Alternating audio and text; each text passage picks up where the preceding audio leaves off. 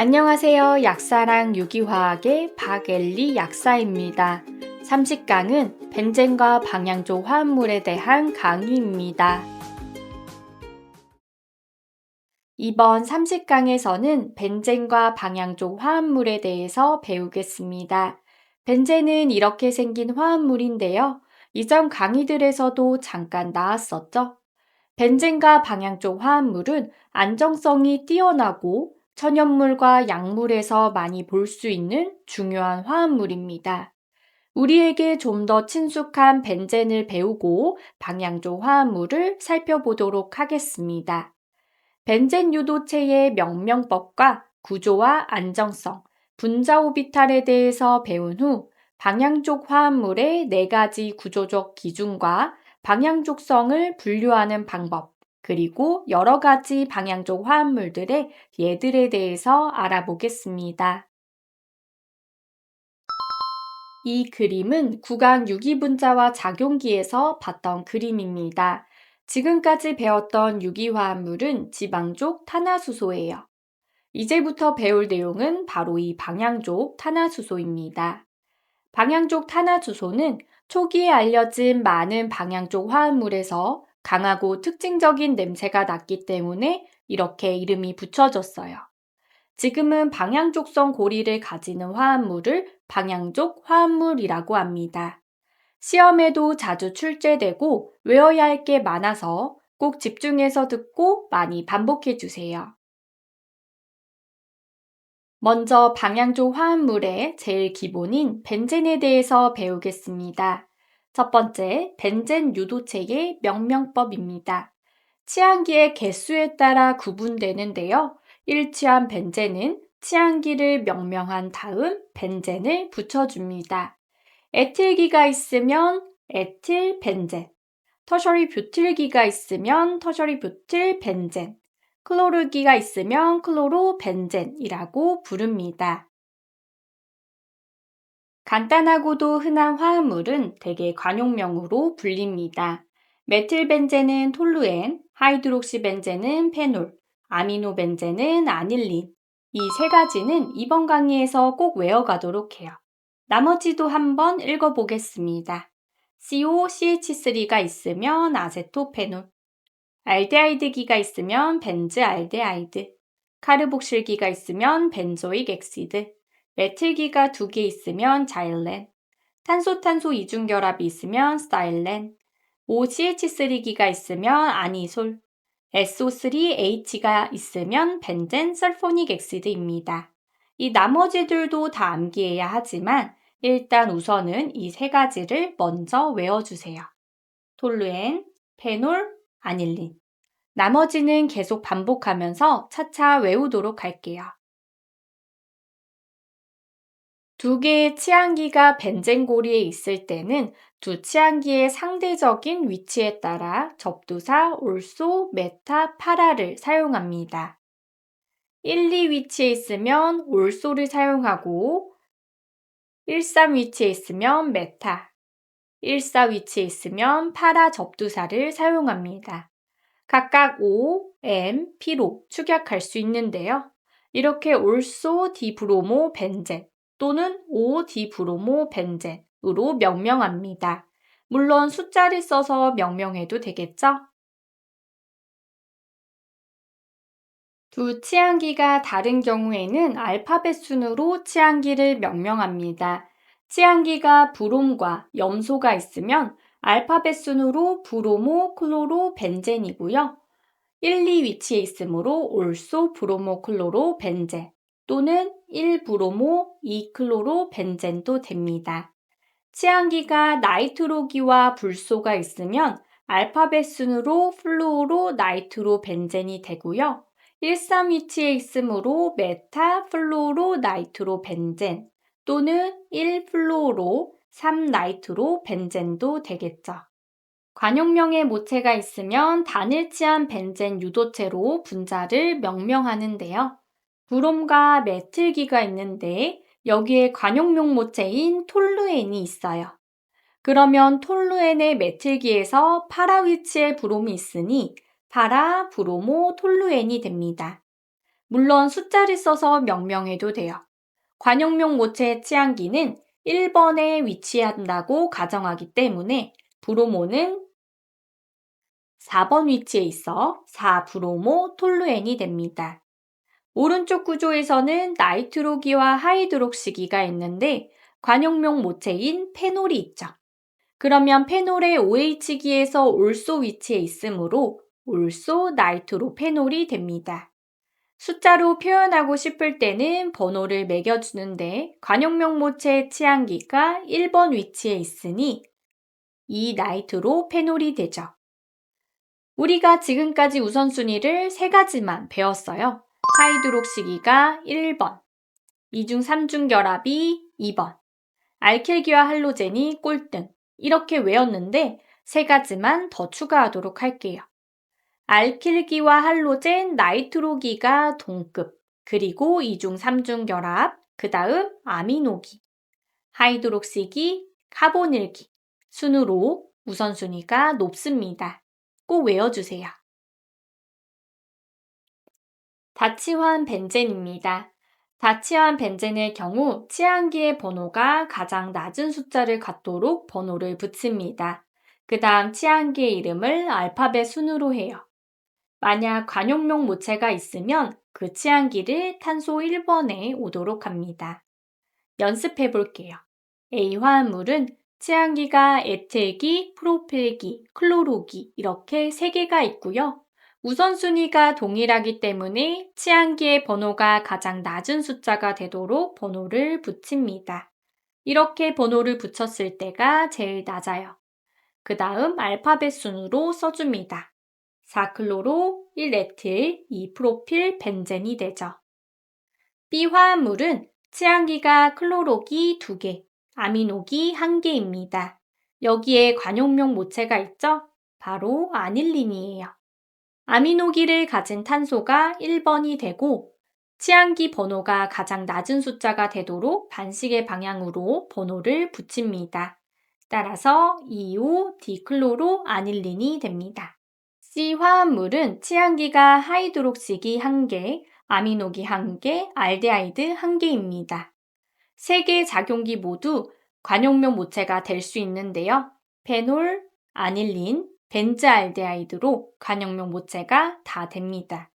이렇게 여러 개인 경우에는 우선순위가 가장 높은 작용기를 모체로 하기 때문에 제일 우선순위가 높은 카보닐기를 가진 벤즈알데하이드가 모체가 되는 것이죠. 이 탄소가 1번이 되고 치안기 번호가 낮은 번호를 가지도록 반식의 방향으로 번호를 붙여줍니다. 따라서 3아미노 4하이드록시 벤즈알데하이드가 되죠. 벤젠고리 치안기는 23강 알켄 단원에서 언급했는데요. 벤젠에 탄소 1개가 있는 경우 벤질기, 벤젠에서 수소 원자 하나를 뺀 그룹은 페닐기입니다. 벤질기는 BN으로, 페닐기는 PH로 축약해서 쓸 수 있어요.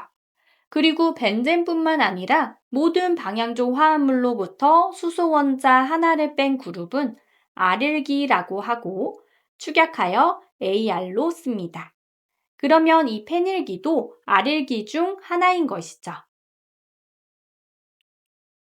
벤젠의 구조입니다.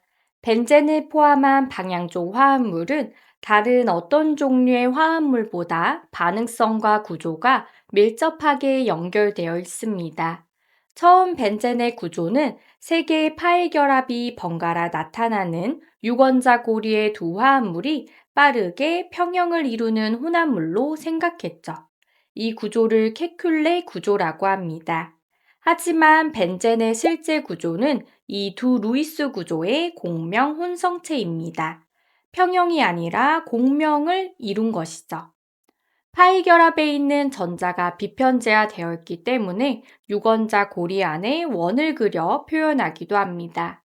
참고로 루이스 구조가 파이 결합의 전자쌍을 파악하기 쉬워서 벤젠을 그릴 때 주로 이 루이스 구조를 사용해요. 정리하면 벤젠의 구조는 유권자 고리이고 컨주게이션 되어 있으며 모든 탄소-탄소 결합 길이가 동일합니다. 불포화도는 4이고요. 오랜만에 불포화도를 다시 구해볼까요? 6개 탄소의 최대 수소수는 2n 플러스 2에서 2 곱하기 6 플러스 2로 14입니다. 벤젠에는 6개의 수소가 있으므로 14-6 나누기 2로 불포화도는 4이죠. 그리고 벤젠은 모든 결합각이 120도인 sp2 혼성이고 평면 구조를 가집니다. 벤젠의 안정성입니다. 벤젠의 안정도를 측정하기 위해 수소와 열을 비교해 볼 거예요. 수소와 열은 발열 반응이라서 부호가 마이너스라고 했습니다. 마이너스 빼고 비교할게요. 이중결합이 한 개 있는 사이클로헥센의 수소와 열은 118kJ/몰입니다. 벤젠은 이중결합이 3개가 있으므로 벤젠의 수소와 열은 사이클로헥센의 3배로 약 356kJ/몰로 예상해 볼 수 있어요. 하지만 실제로 관찰된 수소와 열은 206kJ/몰로 예상한 값보다 150kJ/몰이나 더 낮고 심지어 13사이클로헥사다이엔에서 관찰된 값보다도 작습니다. 여기서 공명구조를 고려하지 않고 예상한 에너지와 공명구조를 고려한 실제 관찰된 에너지의 차이를 공명안정화 에너지라고 합니다. 벤젠은 13다이엔인 컨주게이션 화합물보다 특이하게 더 안정하죠. 이러한 특이한 안정도는 방향족 화합물의 특성이에요. 벤젠이 이렇게 매우 안정하기 때문에 반응성에도 영향을 줍니다. 과거의 많은 화학자들은 벤젠이 불포화도가 작아서 첨가 반응이 많이 일어날 거라고 예측했어요. 하지만 벤젠 고리를 깨트려서 만들어진 첨가 생성물보다 벤젠 고리를 유지하는 것이 더 안정하기 때문에 첨가 반응이 잘 일어나지 않습니다. 그림과 같이 벤젠은 불온과 반응하여 첨가물을 생성하지 않아요. 대신에 루이스산이 있을 때에는 수소 원자를 대신하여 불온으로 치환됩니다. 치환 생성물은 벤젠 고리를 그대로 유지하고 있어요. 벤젠의 안정성은 분자오비탈 이론으로 잘 설명되는데요. 일반화학에서 분자오비탈 이론 잘 배우고 오셨죠? 간단하게 설명하고 벤젠에 적용하도록 하겠습니다. 이 내용은 방향족 화합물에 적용되는 부분이니 잘 이해해 주세요. 분자오비탈 이론이란 공유결합의 형성을 서로 다른 원자들에 있는 원자 오비탈들이 조합되어 분자 오비탈을 형성하는 것으로 설명하는 이론입니다. 예를 들어 수소 원자와 수소 원자가 결합하면 2개의 분자 오비탈이 생성됩니다. 같은 부호의 영역, 즉 같은 위상에서 오비탈이 중첩되었을 때 결합성 분자 오비탈이 생성되는데요. 서로 보강 간섭을 일으켜서 전자는 원자 오비탈 상태보다 더 안정됩니다. 전자가 더 넓은 위치를 점유하기 때문에 더 안정하다고 이해하시면 쉬울 거예요. 반면에 서로 반대 부호의 영역, 즉 서로 반대 위상일 때 중첩되면 반결합성 분자 오비탈이 생성됩니다. 서로 상쇄 간섭을 일으켜서 핵 사이에 진폭이 감소하고 전자가 존재하지 못하는 마디도 발생하게 되죠. 따라서 반결합성 분자 오비탈의 전자는 원자 오비탈보다 더 불안정해지고 높은 에너지를 가집니다. 이제 벤젠의 분자 오비탈에 대해서 알아보겠습니다. 벤젠의 6개의 p 오비탈이 중첩되면 6개의 분자 오비탈이 생성됩니다. p 오비탈은 같은 위상끼리 중첩되면 이렇게 원자 핵 간의 전자 밀도가 증가하고요. 반대 위상끼리 중첩되면 전자 밀도가 없는 마디가 존재합니다. 오른쪽 그림을 한번 볼게요. 원자 p 오비탈보다 에너지가 낮은 3개의 분자 오비탈은 3개의 결합성 분자 오비탈이 됩니다. 푸사이 1, 2, 3으로 에너지 준위를 나타낼 수 있어요. 가장 낮은 에너지 분자 오비탈은 마디가 0개이고요. 이 위에 있는 분자 오비탈은 전자가 채워진 가장 높은 에너지의 오비탈로 highest occupied molecular orbital로 호모라고 부릅니다. 호모는 마디가 1개입니다.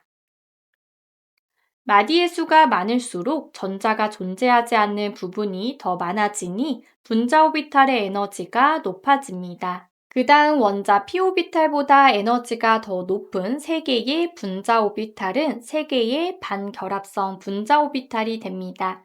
전자가 채워지지 않은 가장 낮은 에너지의 오비탈을 lowest unoccupied molecular orbital, 루모라고 부릅니다. 루모는 마디가 2개 있는데요. 이렇게 위상이 달라지는 곳에 마디가 있어요. 그리고 가장 높은 에너지 분자 오비탈은 마디가 3개입니다.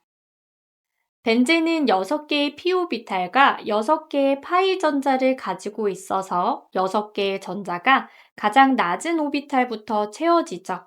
그러면 결합성 분자 오비탈들이 모두 채워진 매우 안정한 방향족 분자가 됩니다. 여기서 꼭 알아두어야 할 것은 결합성 분자 오비탈들이 모두 채워지고 반결합성 분자 오비탈들은 모두 채워지지 않을 때 매우 안정하다는 것입니다.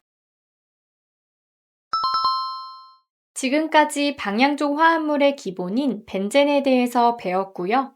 이제 방향족 화합물에 대해서 알아보겠습니다. 방향족이 되려면 4가지 구조적 기준을 만족해야 합니다. 첫 번째, 분자는 고리형이어야 해요. 방향족이 되기 위해서는 각 p-오비탈은 인접한 원자의 p-오비탈과 겹쳐야 합니다. 이렇게 벤젠처럼 모든 p-오비탈이 이웃하는 p-오비탈과 겹쳐야 하는데 오른쪽 구조처럼 p-오비탈 사이에 겹침이 없는 부분이 하나라도 있으면 방향족이 아닙니다. 두 번째, 분자는 평면이어야 합니다. 모든 인접한 p-오비탈이 전자 밀도가 비편제화되려면 평면이어야 하는데요. 평면이 아니라면 이렇게 인접한 p-오비탈이 겹쳐질 수 없어 전자가 비편제화되지 않습니다. 세 번째, 분자는 완전히 컨주게이션을 이루어야 합니다. 즉, 고리의 모든 원자에 p-오비탈이 있어야 해요. 벤젠은 모든 탄소에 p-오비탈이 존재하죠. 하지만 옆에 두 구조는 p-오비탈이 있기는 하지만 모든 탄소에 p-오비탈이 존재하지 않기 때문에 방향족이 아닙니다. 네 번째, 분자는 휘켈 또는 허컬의 4n 플러스 2 규칙을 만족해야 합니다. 앞에 3가지 규칙을 모두 만족해도 이 허컬의 4n 플러스 2 규칙을 만족하지 않으면 방향족이 아니에요. 이 규칙에 대해서 알아보겠습니다. 말 그대로 파이 전자가 4n 플러스 2개면 되는데요. 벤젠을 보면 6개의 파이 전자를 가졌고 n이 1일 때 6이 되니까 4n 플러스 2를 만족합니다. 방향족 아로마틱이에요. 사이클로뷰타다이엔은 4n 플러스 2를 만족하지 않습니다. 대신에 앞에 3가지 규칙은 모두 만족해요. 고리형이고 평면이고 완전히 컨주게이션을 이루죠. 하지만 파이 전자가 4개입니다. 이렇게 앞에 3가지 규칙은 모두 만족하지만 파이 전자가 4n개를 가지면 특히 불안정합니다. 그래서 반방향족, 안티아로마틱이라고 따로 붙여줘요.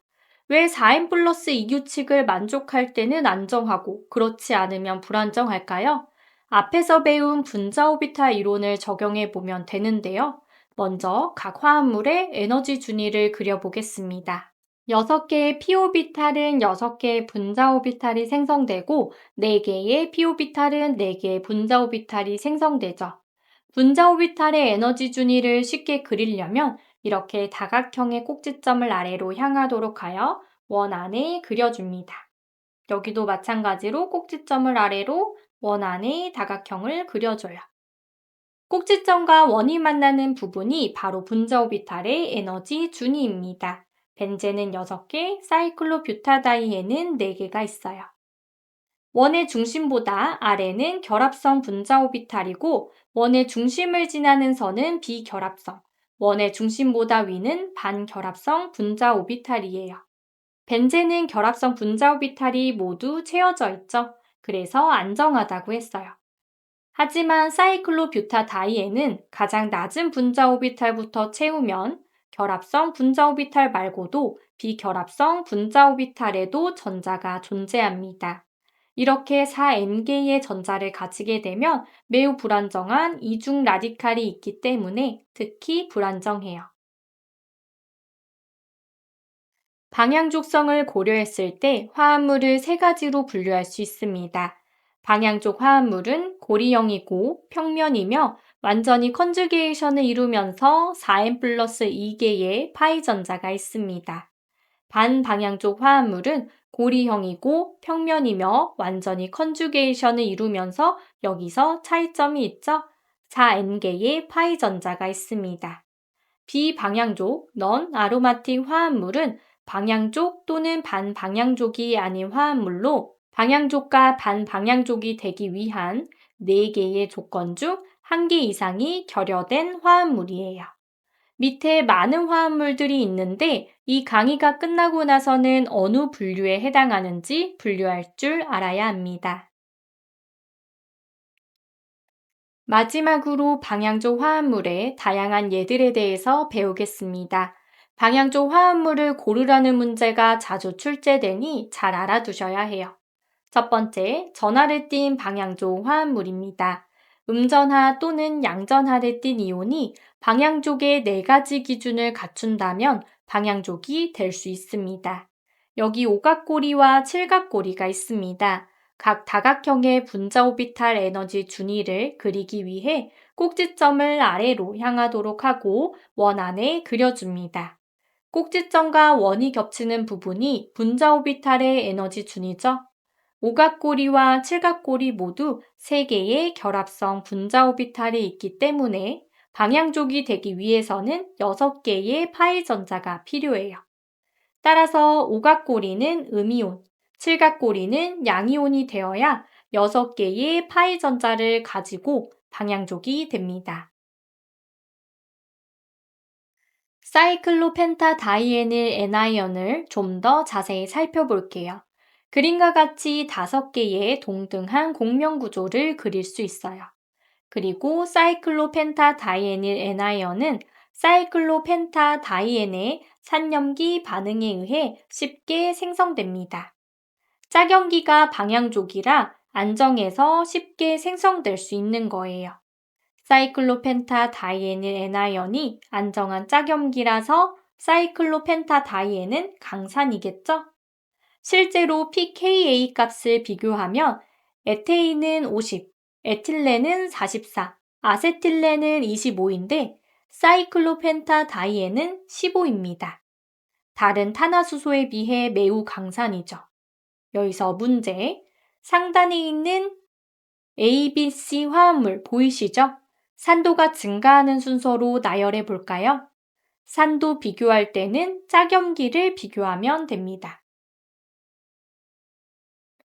A보다는 공명구조가 있는 B가, 그 다음 방향족인 C가 더 안정합니다.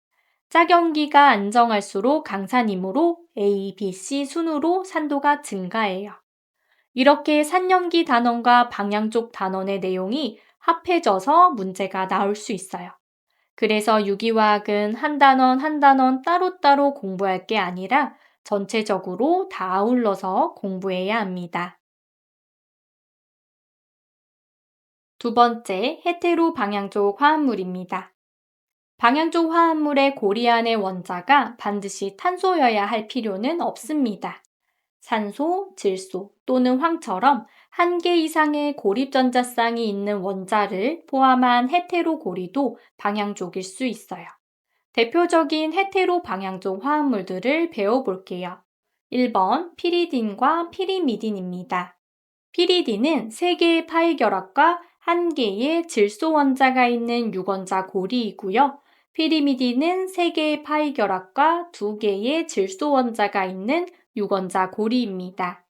고리에 포함된 질소 원자의 혼성은 sp2입니다. 질소 원자의 비공유 전자쌍이 sp2 혼성 오비탈에 채워져 있기 때문에 공명구조에 참여하지 못하고 편제되어 있죠. 두 화합물 모두 파이 전자가 6개이고 벤젠과 매우 비슷한 파이 전자 배열을 합니다. 비공유 전자쌍은 공명 구조에 참여하지 않고 이렇게 파이 결합만 이동할 수 있어요. 피리미딘도 마찬가지로 파이 결합만 이동해요. 2번 피롤과 이미다졸입니다.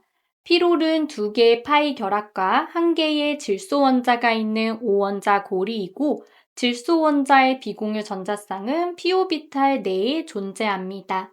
이미다졸은 2개의 파이 결합과 2개의 질소 원자가 있는 5원자 고리인데 3번 질소 원자의 비공유 전자쌍은 sp2 혼성 오비탈에 존재하고 1번 질소의 비공유 전자쌍은 p오비탈 내에 존재합니다. p오비탈 내에 비공유 전자쌍이 존재한다는 것은 파이 전자를 제공한다는 것이고 공명 구조에 참여한다는 것이에요. 그래서 총 파이 전자는 6개가 되어 4n 플러스 2 조건을 만족합니다. 정전기 포텐셜 지도에서 피롤은 전자가 비편제화된 것을 볼 수 있고 이미다졸은 전자가 비편제화된 것과 편제된 것 모두 볼 수 있습니다. 왼쪽에 있는 그림처럼 피롤은 질소의 비공유 전자쌍이 공명 구조에 참여해요. 여기서 질문, 피리딘과 피롤의 염기도를 비교해 볼까요? 피리딘은 질소의 비공유 전자쌍이 편제되어 있고 피롤은 비공유 전자쌍이 비편제되어 있습니다. 편제된 것이 더 강염기이기 때문에 피리딘의 염기도가 더 크죠. 추가로 이미다졸의 1번 질소와 3번 질소의 염기도를 비교해 볼게요. 1번 질소는 비편제, 3번 질소는 편제되어 있기 때문에 3번 질소의 염기도가 더 큽니다. 이제 염기도를 잘 비교할 수 있겠죠? 3번 퓨란과 사이오펜입니다. 퓨란은 2개의 파이 결합과 1개의 산소 원자가 있는 5원자 고리이고 사이오펜은 2개의 파이 결합과 1개의 황 원자가 있는 5원자 고리입니다. 산소와 황 모두 혼성은 sp2입니다. 파이 전자가 6개로 2개의 비공유 전자쌍 중 1개는 sp2 혼성 오비탈에 채워져 편제되고 나머지 한 쌍은 p오비탈에 채워져 비편제화됩니다. 여기 있는 p오비탈에 채워진 비공유 전자쌍이 공명 구조에 참여하죠. 아눌레는 이중결합과 단일결합이 교대하는 단일고리를 포함한 탄화수소입니다. 아눌렌의 명명은 고리에 있는 원자의 수를 괄호 안에 표시하고 아눌렌이란 단어를 붙이면 되는데요. 벤젠은 6아눌렌이 되는 것이죠. 14아눌렌, 18아눌렌 모두 고리형이고 평면이며 완전히 컨주게이션을 이룹니다. 또한 허컬의 4n 플러스 2 규칙을 따르므로 모두 방향족입니다. 하지만 10아눌렌을 볼까요? 허컬의 규칙을 만족시키는 10파이 전자가 있습니다. 하지만 평면 분자가 되면 고리 안쪽으로 2개의 수소가 너무 가까이 있게 되죠. 그래서 무리를 해소하기 위해 고리가 일그러집니다. 따라서 10아눌렌은 평면이 아니기 때문에 방향족이 아닙니다. 마지막으로 여러 고리 방향족 화합물입니다. 이제 거의 다 왔어요. 외울 게 너무너무 쏟아지지만 조금만 힘내보아요. 여러 고리 방향족 화합물은 2개의 벤젠 유사한 고리가 만나는 나프탈렌, 3개의 고리가 만나는데 모양에 따라 안트라센, 페난트렌이 있고요. 14아눌렌과 닮은 파이렌이 있습니다. 파이렌은 16파이 전자로 4n 플러스 2 허컬수가 아니지만 방향족이에요. 4n 플러스 2 규칙은 단일 고리형 방향족 화합물에만 엄격히 적용됩니다. 하지만 방향족성의 일반적인 개념은 여러 고리 방향족 화합물까지 확장할 수 있어요. 나플탈렌은 2 고리에 걸쳐 완전히 비편제화되어 있습니다. 공명 구조를 보면 벤젠처럼 전자가 이동하기도 하고 옆에 고리까지도 전자가 이동할 수 있습니다. 30강에서는 벤젠과 방향족 화합물에 대해서 배웠습니다. 일취한 벤젠의 관용명인 톨루엔, 페놀, 아닐린. 꼭 외워주시고요. 반복하면서 다른 관용명들도 외워주셔야 해요. 이취한 벤젠의 위치 잘 알아두셔야겠죠?